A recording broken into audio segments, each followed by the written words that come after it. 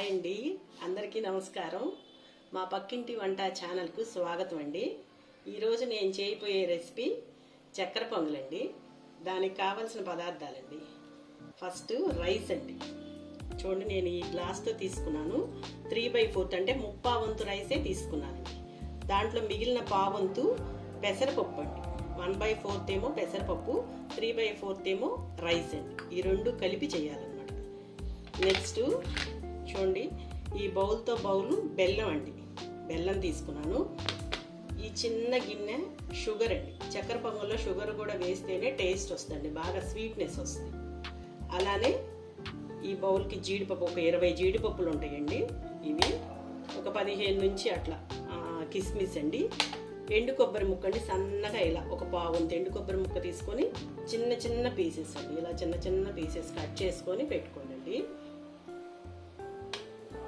నెయ్యి కావాలండి, ఒక చిన్న గ్లాసు నెయ్యి. ఇంకా తయారీ విధానం అండి. ఇందాక నేను చూపించిన రైస్ నేను కడిగి పెట్టేశానండి. 1 గంట ముందు నానబెట్టానండి. మనం చేసుకునేటప్పుడు 1 గంట ముందు ఈ రెండు కలిపి, బియ్యము పెసరపప్పు కలిపి నానబెట్టి ఉంచుకున్నానండి నేను. ఇంకా తయారీ విధానం మొదలు పెట్టేస్తున్నానండి. గిన్నె స్టవ్ మీద పెట్టేశాను.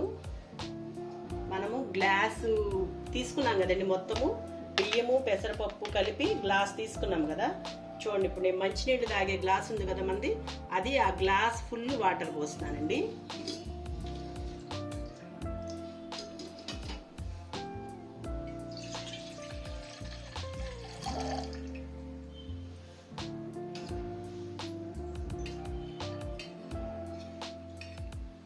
ఇంకొక హాఫ్ గ్లాస్ అండి, అంటే 1.5 గ్లాస్ అండి. మొత్తం మనం మంచినీళ్ళు తాగే గ్లాస్ తోటి 1.5 గ్లాస్ వాటర్ పోసానండి ఫస్ట్ గిన్నెలో.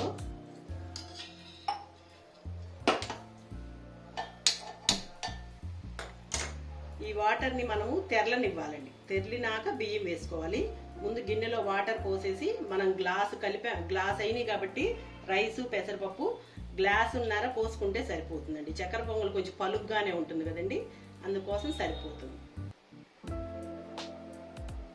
వాటర్ తెరిలే వరకు ఉంచాలండి. చూడండి, ఎసరు తెరులుతుంది.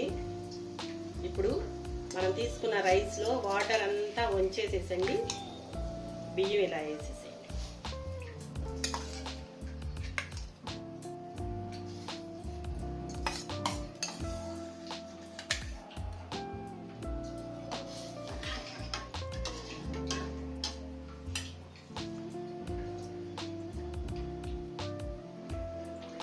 చూడండి, అన్నం సగం వరకు ఉడికిపోయిందండి.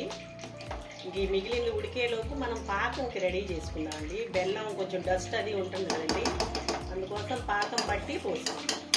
ఈ మిగిలింది మగ్గేలోపు పాకానికి రెడీ చేసుకున్నామండి. ఇది ఒక గిన్నె తీసుకున్నానండి. ఇందాక మీకు చూపించిన బౌల్లో బెల్లం,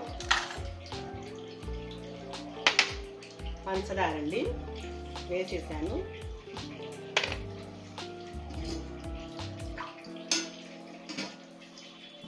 ఒక టీ గ్లాసు, చిన్న టీ తాగుతాం కదండి, కొంచెం నీళ్లు పోయిందండి చాలు సగానికి. మీకు కరెక్ట్గా కొలత కావాలంటే అండి, ఇది టీ తాగే గ్లాస్ కదా, దీనికి సగానికి అందులో చూడండి అన్ని వాటర్ పోస్తే సరిపోతుంది. పొయ్యి ముట్టించేసి పాకం పెట్టేసాక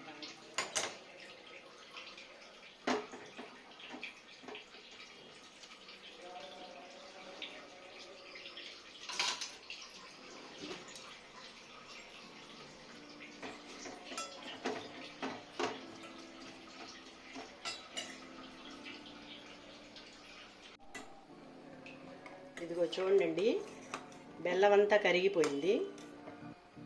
ఏం లేదు, చూడండి ఇలా బెల్లం అంతా కరిగిపోయిన దాకా ఉంచుకోండి. స్టవ్ ఆఫ్ చేసి చూడండి, మన రైస్ కూడా ఇది కూడా మెత్తగా ఉడికిపోయిందండి.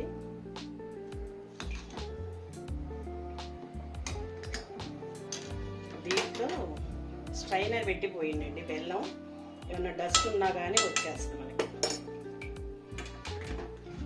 స్ట్రైనర్ పెట్టి బెల్లం పాకం పోసేయండి. ఏం లేదు ఇంట్రెస్ట్.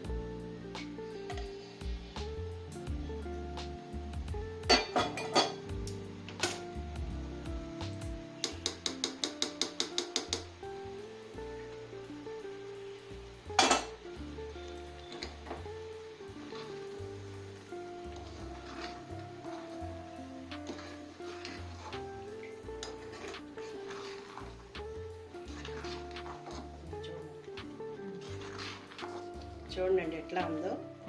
5 నిమిషాలు ఉంటే పాకం కొంచెం గట్టిపడిద్దండి. పాకం కొంచెం గట్టిపడిపోద్ది. ఇప్పుడు అంతా దగ్గరకు వచ్చేస్తాం. ఒక 5 నిమిషాలు ఉంచేసి ఈలోపు మనం జీడిపప్పు అవి నేతిలో వేయించుకుందామండి. మూత పెట్టేసేసి సిమ్లో పెట్టేసేయండి. జీడిపప్పు వేయించుకుందాం. బాండీ పెట్టానండి, నెయ్యి వేసి ఉంచాను. వేడైనాక వేద్దామండి.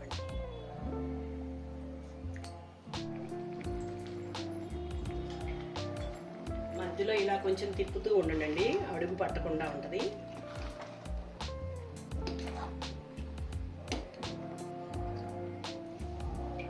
నెయ్యి కూడా వేడెక్కిపోయిందండి. నెయ్యి వేడెక్కిందండి. ఇప్పుడు జీడిపప్పు వేసాను చూడండి.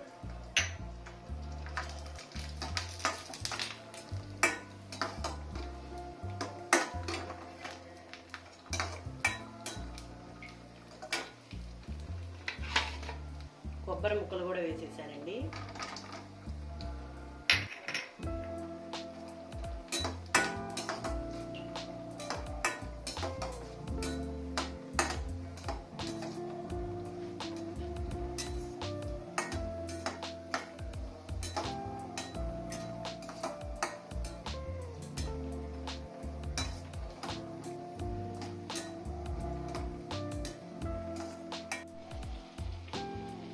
కిస్మిస్ కూడా వేసేస్తున్నాను అండి. జీడిపప్పు సగం వరకు వేగింది. కొబ్బరి ముక్కలు, జీడిపప్పు, కిస్మిస్ కూడా వేసేస్తున్నాను.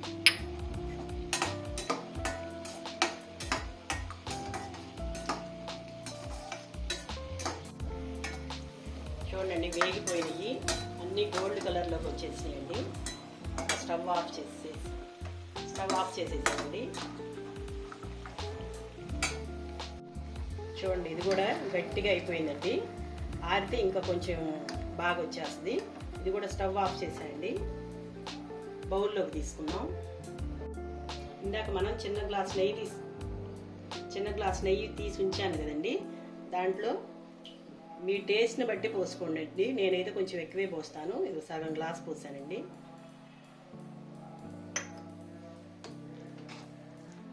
చక్కెర పొంగలికి నెయ్యేనండి టేస్టు.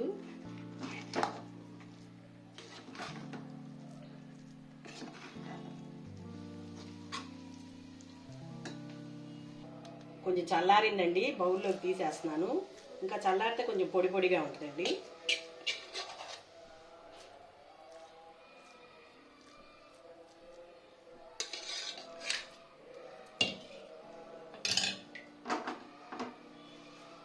ఇప్పుడు మనం వేయించి పెట్టుకున్న జీడిపప్పులన్నీ వేసేస్తాం.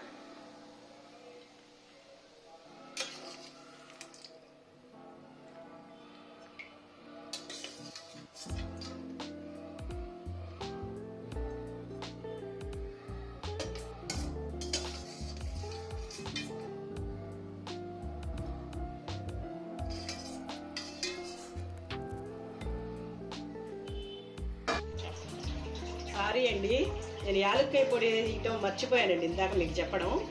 దించే ముందు మనం బౌల్లో తీసుకునే ముందు యాలక్కాయ పొడి వేసేసి కలిపి బౌల్లోకి తీసుకుంటే బాగుంటుందండి. నేను ఇప్పుడు వేస్తున్నాను. మేము వడ్డించుకునేటప్పుడు కొంచెం కలుపుకొని వడ్డించుకుంటామండి. సారీ అండి, మర్చిపోయాను హడావిడిలో.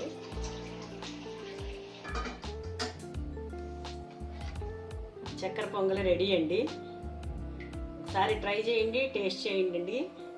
అలానే మా ఛానల్ని సబ్స్క్రైబ్ చేయండి.